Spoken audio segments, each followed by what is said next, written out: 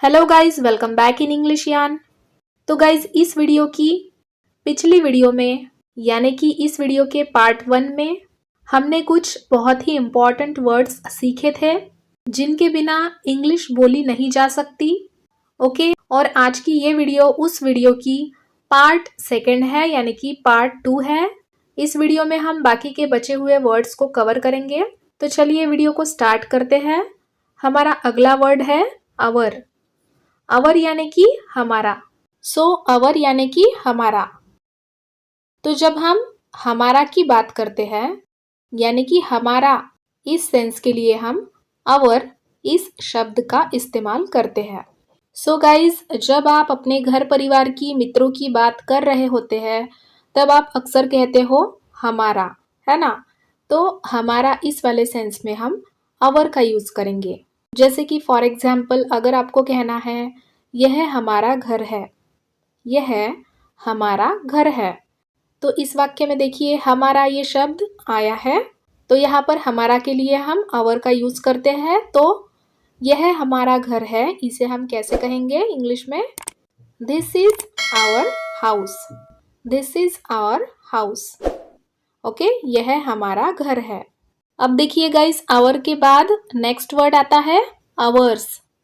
यहाँ पर बस आवर के साथ में लास्ट में एस लग जाएगा, पर इसका भी मतलब क्या होता है? हमारा। एक है आवर और दूसरा है आवर्स। दोनों का ही मतलब सेम होता है, हमारा, पर इन दोनों के यूजेस जो है वो अलग अलग होते हैं। आइए देखते हैं वो कैसे। सेंटेंस को देखने के बाद में आप इसका फर्क, आप इसका डिफरेंस समझ जाओगे। तो चलिए देखते हैं एग्जाम्पल। अब देखिए, फॉर एग्जाम्पल अगर कहना है यह घर हमारा है, यह घर हमारा है, तो इसे हम कैसे कहेंगे इंग्लिश में? This house is ours. This house is ours. यह घर हमारा है। अब देखिए, ये जो सेंटेंस है ये हुआ एक पजेसिव वाक्य, पजेसिव सेंटेंस। माने कि यह वाक्य हमको एक मालिकाना हक बताता है कि इस घर पर हमारा हक है, ये घर हमारे अधिकार का है ना। तो आवर और आवर्स में यही फर्क होता है।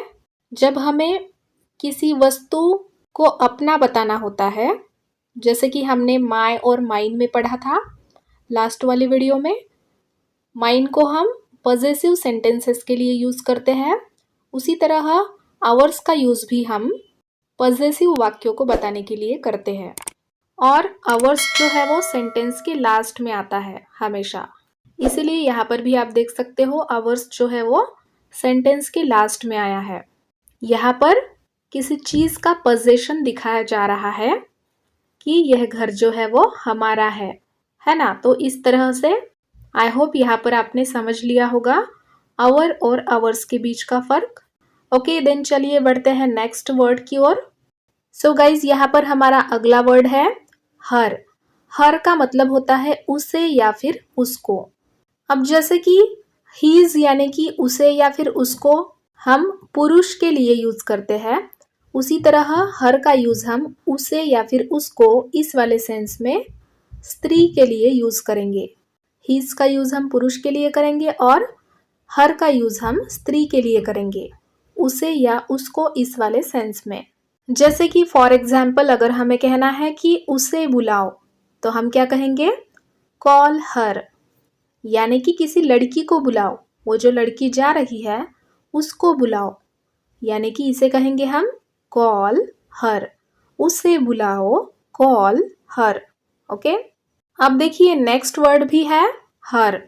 अब उसका या उसकी, फिर से ये वाले सेंस में अगर स्त्री जाति के लिए हमको बात करनी है तब भी हम हर का यूज करेंगे। जैसे कि यह कार उसकी है, यानी कि किसी महिला की है, स्त्री की है, यह कार उसकी है, तब भी हम हर का यूज करेंगे इस सेंटेंस में। तो इसे कैसे कहेंगे हम? This is her car. This is her car. यह उसकी कार है, किसी लड़की की यानी कि किसी महिला की कार है। तो इस तरह इन दोनों सेंस में हम हर का यूज करते हैं। किसी स्त्री के लिए, उसे या फिर उसको ये बताने के लिए। अगला वर्ड है गाइस मैं खुद। मैं खुद इसका मतलब होता है माई सेल्फ। मैं खुद इस शब्द के लिए हम इंग्लिश में इस्तेमाल करेंगे माई सेल्फ इस वर्ड का। माई सेल्फ इसका मतलब होता है मैं खुद। जैसे कि फॉर एग्जाम्पल अगर हमें कहना है कि मैंने यह खुद के लिए खरीदा है।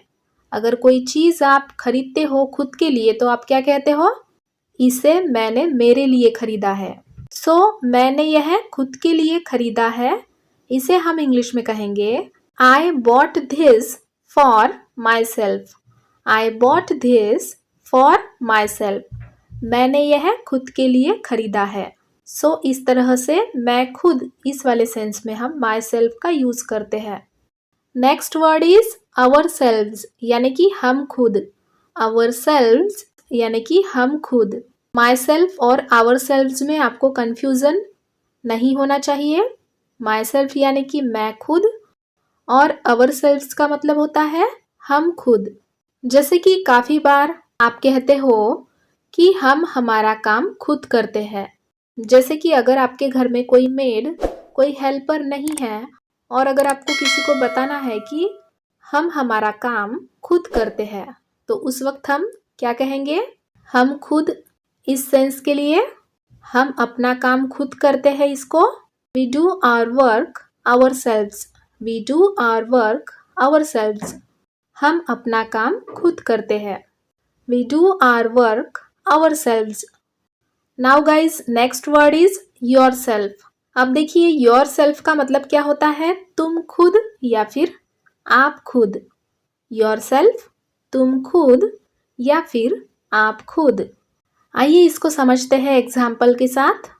जैसे कि कहना है आप इसे खुद करो। आप इसे खुद करो या फिर आप इसे खुद करें। तो इसे हम कैसे कहेंगे योर सेल्फ का यूज करके? You do it your self.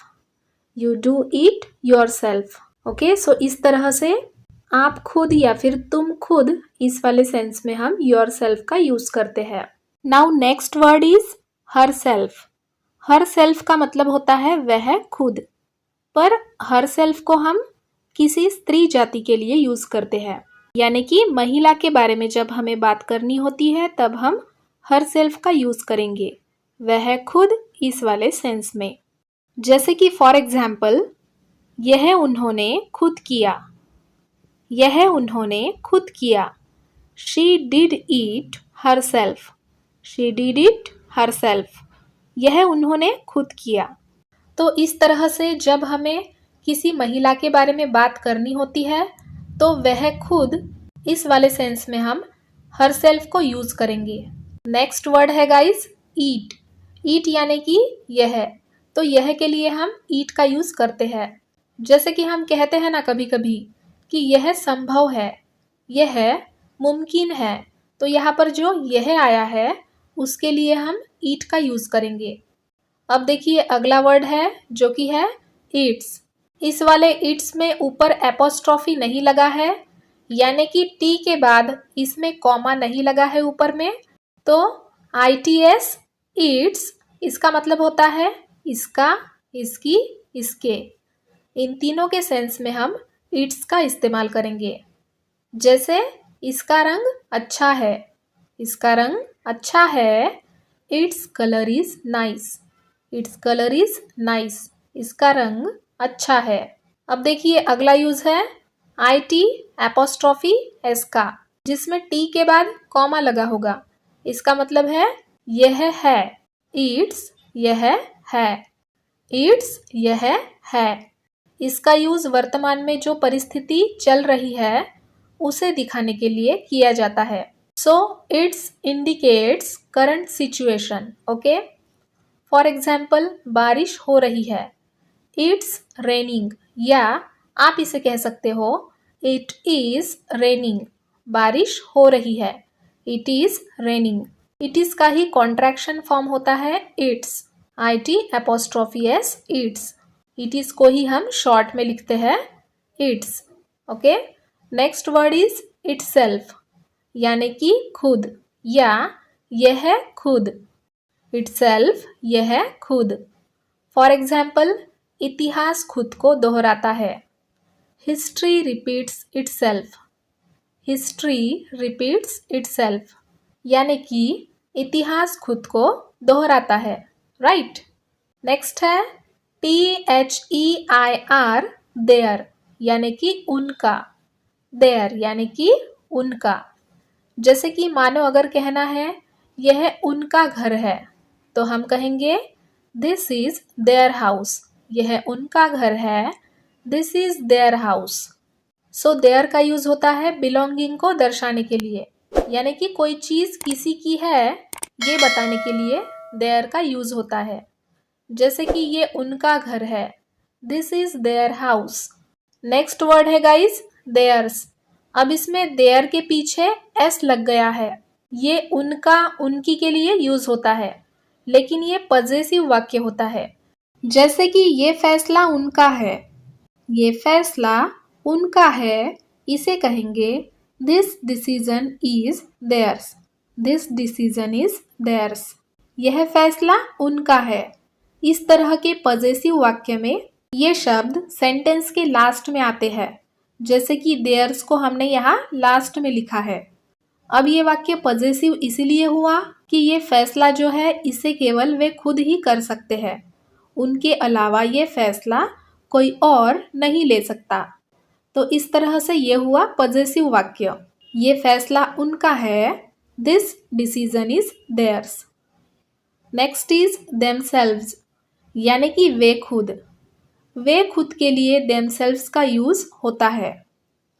जैसे कि वे अपना घर खुद ही साफ करते हैं, वे अपना घर खुद ही साफ करते हैं, इसे कहेंगे they clean their house themselves, they clean their house themselves, यानी कि वे अपना घर खुद ही साफ करते हैं, राइट। चलिए अब लास्ट में बात करते हैं नाम की, क्योंकि नाम लेकर भी हम कई बार बात करते हैं, है ना। जैसे कि सोहन, रिया, इस तरीके का जो भी नाम हो। जैसे कि रिया को चॉकलेट पसंद है, कहते हैं ना कई बार, किसी का डायरेक्ट नाम लेकर ही हम बात करते हैं। तो रिया को चॉकलेट पसंद है, इसे कहेंगे रिया लाइक्स चॉकलेट। इसी तरह अगर कहना है सोहन को चॉकलेट पसंद है, तो हम कहेंगे सोहन लाइक्स चॉकलेट, राइट। तो इस तरह यहाँ पर हमने किसी के नाम को लेकर के बात करना सीखा। ओके, तो गाइज इस तरह इस वीडियो के पिछले पार्ट में यानी कि पार्ट 1 में और इस वीडियो में यानी कि पार्ट 2 में हमने शुरुआत से अंग्रेजी बोलने के लिए काम आने वाले सभी बेसिक वर्ड्स को सीख लिया है। तो चलिए यही तक थी आज की ये क्लास। सो गाइज आज की ये क्लास आपको कैसी लगी मुझे कमेंट में ज़रूर बताइएगा। जाने से पहले वीडियो को लाइक ज़रूर करें, अपने दोस्तों के साथ ज़्यादा से ज़्यादा शेयर करें। उसी तरह अभी तक हमारे इस चैनल को आपने सब्सक्राइब नहीं किया है तो जल्दी से कर लीजिए। चलिए मैं मिलती हूँ आपसे अगली क्लास में। Till then thank you so much for watching this video guys and stay connected to English यान where we learn spoken English classes with very easy and interesting ways. So guys, we will meet in next video. Till then, bye bye and take care.